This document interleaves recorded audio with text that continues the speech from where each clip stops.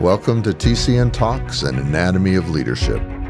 This episode is part 2 of The Secure Leader, How Attachment Styles Shape Leadership, with Jaime Goff. And now, here's Chris Como. That's going to lead us perfectly to our next segment, because you talk quite a bit about leadership story. But before we go there to story, you talked about Michael Scott, but you had a good Avoidant movie star person. You want to talk about that one for a second? Because that'll probably crystallize the insecure avoidant. Yeah, absolutely. So I use Miranda Priestley from the movie The Devil Wears Prada as an example of this. And, for those who have watched the movie, or, if you haven't watched the movie, there's the first scene of the movie, right? She's like a big fashion magazine executive. And the first scene of the movie, she's arriving at her office and you see all the people who work for her. They look like they are absolutely terrified, right? I mean, they are scrambling to make sure everything is perfect and everything is in its place, because if it's not, they know she's going to criticize them. And her reaction to everybody who comes up to her with a question or needing input is like she's rolling her eyes at them. Like, how could you be so stupid? It's kind of the ethos that we really get from her in that clip. And so, and she says several times, like, none of you can do this, right? Like, I can only do this myself. And that's again, a very extreme example, but an extreme example of what an insecure avoidant leader might look like. You'll laugh at this. So when I worked in my master's of leadership, so my mentor was Dr. Stephen Covey's mentor, a gentleman named Dr. Lee Thayer. And he used it in our class, which was actually The Devil Wears Prada, but not as a negative example, but as an example of a high performance organization. And one of my capstone projects is I took movie clips. But I don't know if you ever looked at the movie from this angle, but Andy, played by Anne Hathaway, who really received a lot of the stuff you're alluding to. But she went from this very kind of like nonchalant, it's just a job, to this amazing high-performing human being who then went on to live her cause and purpose. And that was the angle of the leadership, which is so funny because because most people will use the negative aspect, but he pushed us to think in a different way. And I've never been able to look at The Devil Wears Prada on the negative side before, which was the only way. Now, because I see all these other kind of leadership lessons, but I just thought I'd pay that forward to you. Well, and I think too, along those lines, like I use that as like, that is a, just one piece of it. And so I'm also not considering the entire context of the movie for the purposes of example. But there's some other things that happen in the movie where that Miranda character becomes a little bit more vulnerable. Agreed. Yep. Right? And I would say that without that, if all she did was what we saw in that very first clip of the movie in the organization was be like that and could never, ever let her guard down, I mean, you might have high performance, but this day and age, you'd have a whole lot of turnover. People would not be sticking around for that. I have like so many caveats at the beginning of those little, it's like, this is not about style. This is not about style at all. Right. Actually, there's such a cool scene at the very end, if you remember, after Andy kind of goes off on her own and she sees Miranda downtown and she kind of gives Andy this look and Andy goes off like typical Miranda. And then Miranda steps back and kind of smiles like, I really helped contribute to her becoming a better version of herself, or at least that was our interpretation of it. Yeah. Well, let's go to this next segment because you are so good about leadership story. So you talk about understanding the importance of understanding your leadership story. Why is that self-awareness so important to people maybe starting to rewrite their story, or, if they have one of the insecure themes, maybe making it moving more? I mean, you said for yourself that maybe you were more insecure avoidant, but now you score as a secure. So there is hope in this. This is not about putting a label. There is hope. Yeah. Yes, there is always hope. We always have the ability to change. Otherwise, why even bother writing all these books, right? Yes, and I think it's important for me, and I am also obviously heavily influenced by my education and my background, But I just think in order for us to really and truly move ahead and grow, I feel like, again, context, right? That I mentioned before being my superpower. I feel like it's so important to understand our context and where we came from and what are the things that have contributed to the way that we're showing up. Why? And I've done that work myself. Like, why was I micromanaging and controlling? Like, where did that come from for me? And how did it create a story that I told myself about other people and their competence or lack thereof? That made me judge people, before having all of the information available to me, like making a lot of assumptions based on those stories I'm telling myself. And, if I don't have understanding of where that comes from for me, then I'm just kind of living according to these scripts that might actually be detrimental to me, as a leader and be detrimental to my team. And so I just feel like for me, looking back to move ahead is critical. And that's where you gain that self-awareness. And I always feel like self-awareness is the first step to change. So you have so many great exercises. By the way, I love, I don't know, we are sending you a copy of my book, but when you get it, you'll see you and I are very similar, that I wrote mine as a workbook as well. And I went and downloaded your journal. I love that because I love owning my books. And so you wrote a book that you can easily own, but there's so many great exercises where you challenge people to go back into that story. But maybe you would say it differently. I feel like you're also challenging them to rewrite that story. Would that be accurate, or how would you say it differently? Yeah, no, absolutely. And what I mean by rewriting that story is assigning new meaning to the experiences that you've had and learning from them. And that's how we go about rewriting a story. And, I talk a little bit about it in the book. We're rewiring our neural pathways, right? And so no longer, because I've done this work, no longer do I immediately assume incompetence.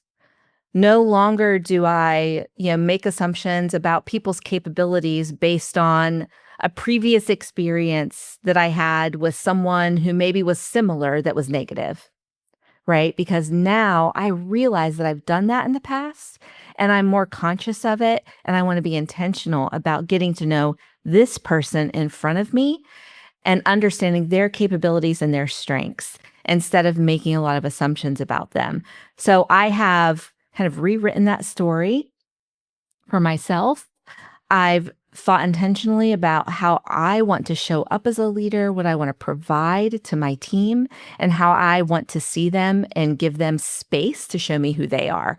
So, that's really what rewriting these stories is about, is kind of challenging the assumptions that we've always made about ourselves and other people. I have a good friend who we went through the same master's program. He was a couple years after me, and that was part of our master's program, is rewriting the interpretation of those stories. And he grew up with a very alpha male dad. If you think of like a lot of those stories on the History Channel or shows on the History Channel, like Swamp People or these mountain men type person. So he grew up with an interpretation that my dad was awfully hard on me.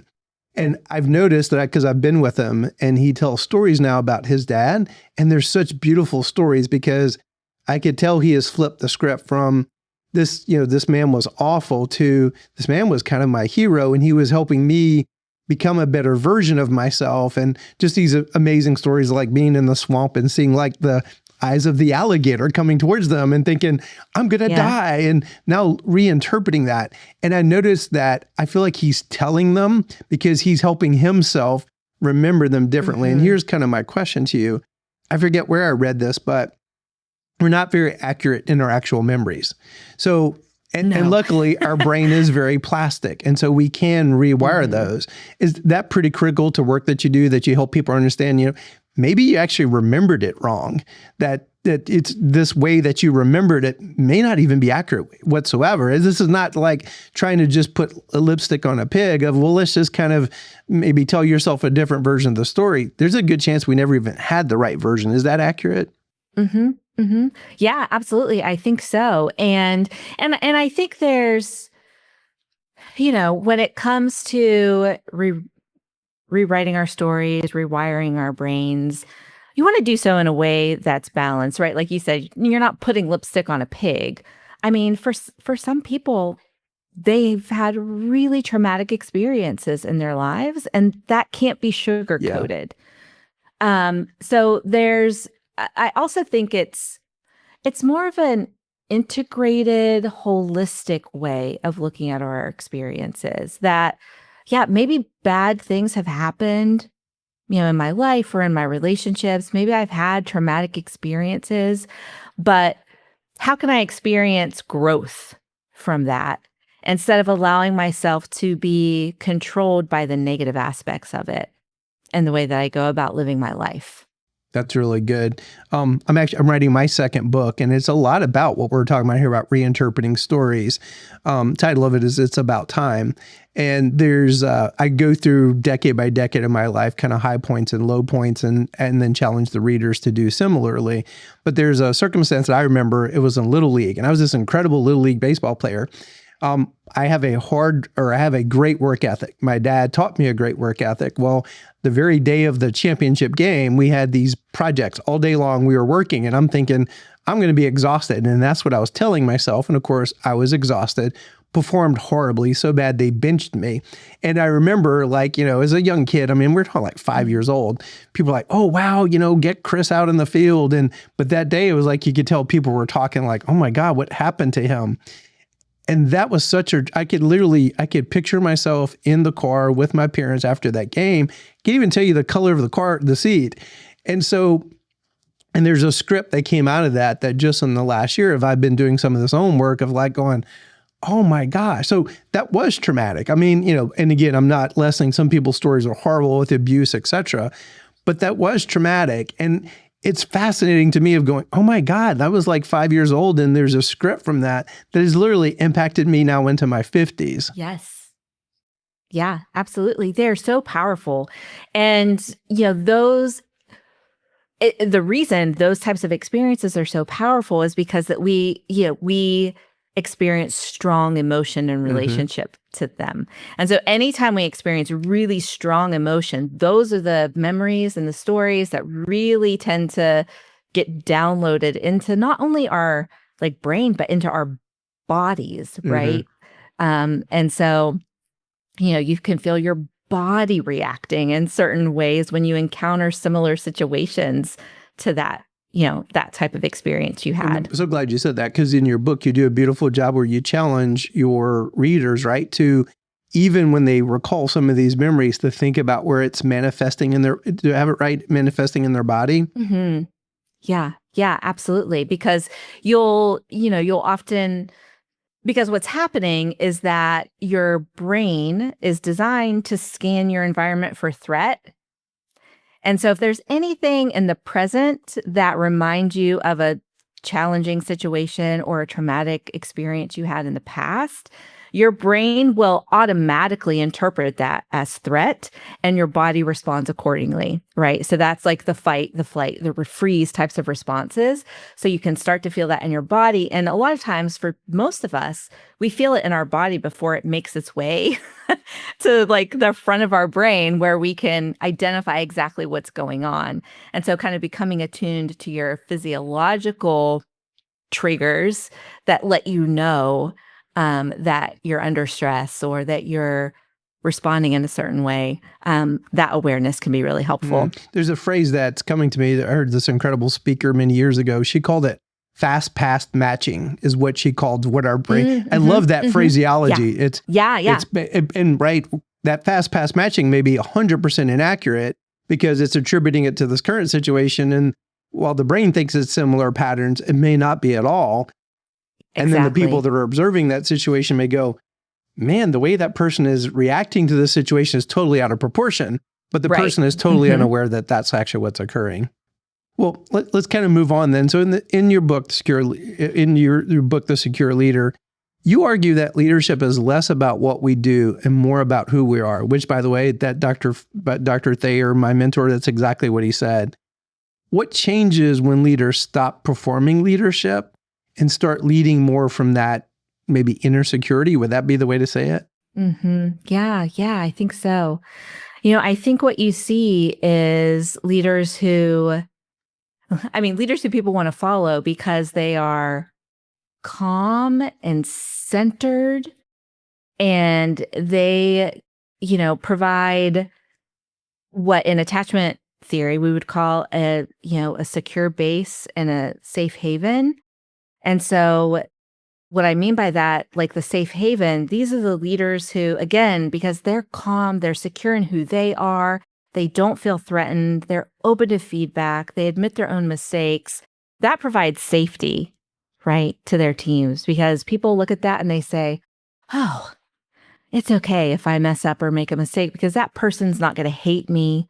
They're not going to immediately fire me or want to engage in criticizing me. They're going to help me. They're going to give me feedback. They're going to talk to me about it. They're going to help me think through what I've learned or what I could do differently. But I'm not going to be dehumanized in that situation. And then because that safe haven is there, then those leaders are also providing that secure base from which people can launch, right? We all need a safe base that we can launch from. And that means launching into innovation and trying new things and taking, those reasonable risks that can really push both individuals and teams and organizations to grow and flourish. So you have two beautiful case studies in your book, one who's insecure, avoidant, one who's insecure, anxious, and you kind of thread it throughout the book. And again, it gives folks hope. So let me think how I want to ask this question. Is there a typical timeline that, we live in such a quick fix society. It's so frustrating, right? We drive through for the pharmacy, just want it right away. I imagine people come to you like, Jamie, just fix me. And so what does the journey look like? Is it at least a 6-month journey where, and then maybe the second part of the question is, not everyone's a success, right? Because you can't confer a benefit on an unwilling person. Imagine some people show up to you and like, my boss told me I had to come to you, Jamie, so here I am, fix me. Yeah. They're not, you're going to do something to them. There's no participation on their part. Yeah. I mean, it does. That's absolutely right. You have to be willing and motivated to do this type of work. It's not something anyone's gonna, you're not gonna force anyone to do this. It's something that they have to want to do. And when I face, as a coach, that resistance in people, I try to talk about it in a little bit of a different way in terms of, okay, you might not see this in the same way, but let's talk about how this approach that you're taking is hurting you. How is this holding you back? Like, is this helpful? Like, do you feel like this is really something, these are behaviors and this is an approach that's helping you? And is it serving you well? Because I want to make them see that, okay, this might not be something that is helping me be successful. And just being really kind of like, let's talk about this honestly. How's this hurting you and holding you back? And what might be the consequences if you continue on this path, right? So because I want them, that person has to be motivated themselves. I can't change them. I do think that, once people are invested and motivated in making, these types of changes and really starting to examine themselves, there are some things that can bring some fairly quick results. Usually where I start with people is like, let's start with your emotional regulation and really digging into that, how well they're regulating themselves emotionally, and then trying to teach them some, fairly simple things that they can do to regulate themselves more effectively. And people will start to see, if they can do that and they commit to those practices, they'll start to see some changes fairly quickly. But that's just kind of a first order change, if you will. Like that's kind of the first step. But the deeper second order, kind of more long-term change takes more time. So I think it's a both and. You can see change, quick change, but to maintain it over time, it might take a little longer to do that. Some of those emotional exercises. So we actually have several certified PQ coaches on our team, Jaime. So positive intelligence, Shiraz Shamin. So is it similar to some of those PQ exercises of number one, okay, am I being hijacked in this moment? And if I'm being hijacked, it could be something as simple as rubbing your fingers or just being very aware of your toes or your feet on the ground. Would those be examples, or do you have better ones? No, those are great examples. And, I talk about some similar exercises that people can do in the book. And, when I'm coaching people, it's grounding, taking a few deep breaths. I use security priming, which is like thinking about a person, right? That really makes you feel grounded and loved. So there are all kinds of those are quick things you can do in the moment, and they really do make a difference, but you have to do them. You have to do them. You have to practice it, right? Yeah. Two words that are a lot in the lexicon now is like mindfulness and self-compassion. How does that kind of factor into this journey of becoming a more secure leader? Yeah.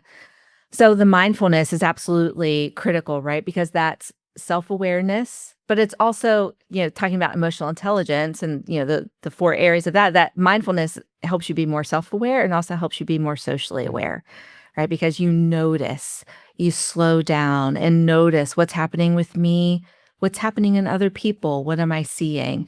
And, being present in the moment instead of allowing your brain to hijack you and take you, back into the past and reacting out of that. And then I think with the self-compassion, it's hard to really be compassionate toward other people. We need to first be compassionate toward ourselves, right? And recognize that we're all humans on a journey and it's hard. And, even for those of us, who are secure most of the time, we still mess up. And so just having that grace for ourselves and then extending that grace to other people as well, that's what provides that safety in relationships that we all need. Especially because, again, you worked in healthcare. We have so many generations in the workplace. One of the acronyms is 5G. Not 5G like the Verizon network, 5G because you have 5 generations in the workplace.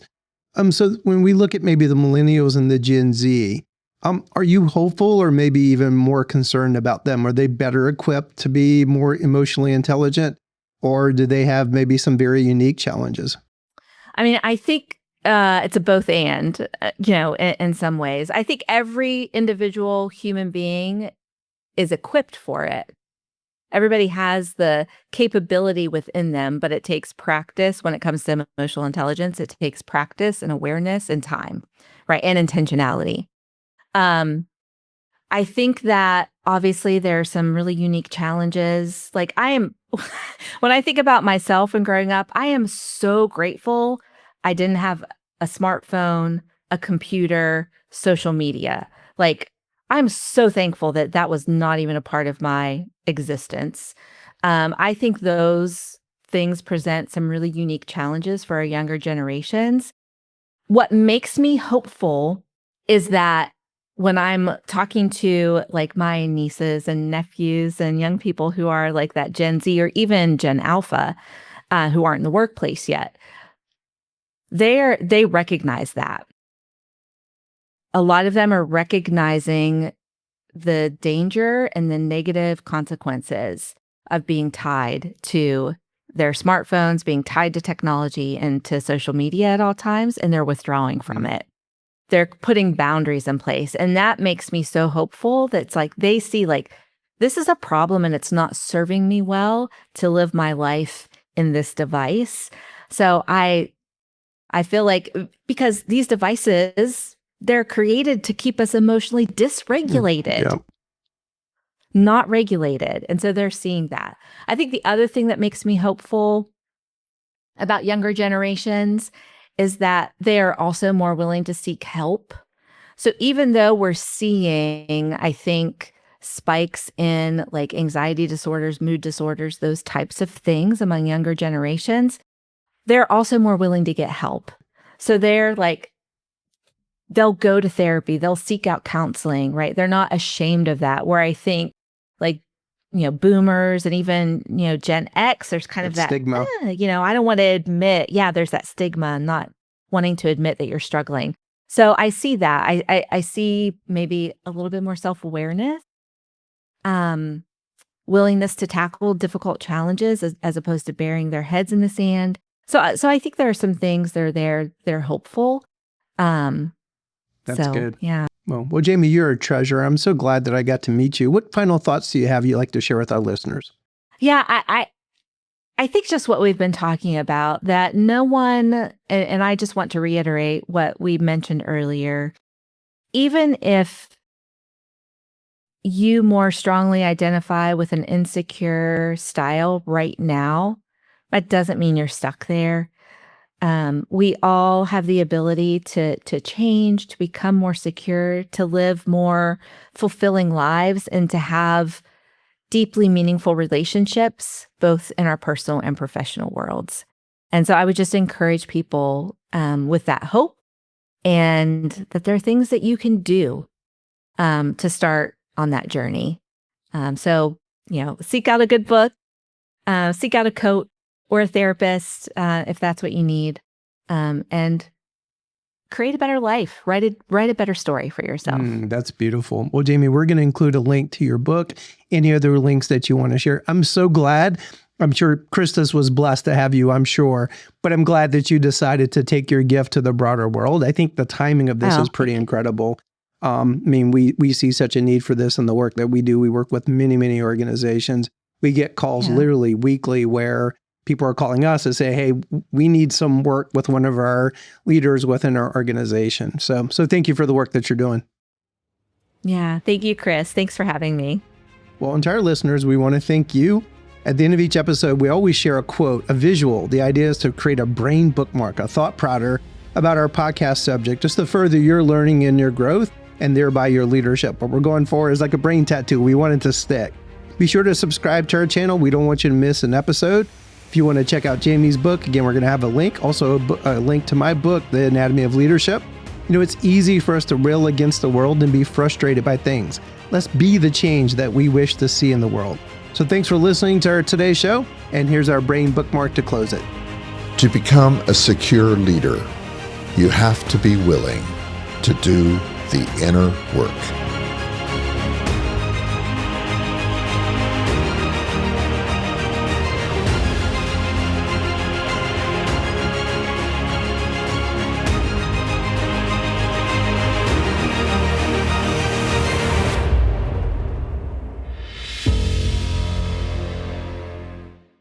Thank you, USI, for sponsoring this podcast.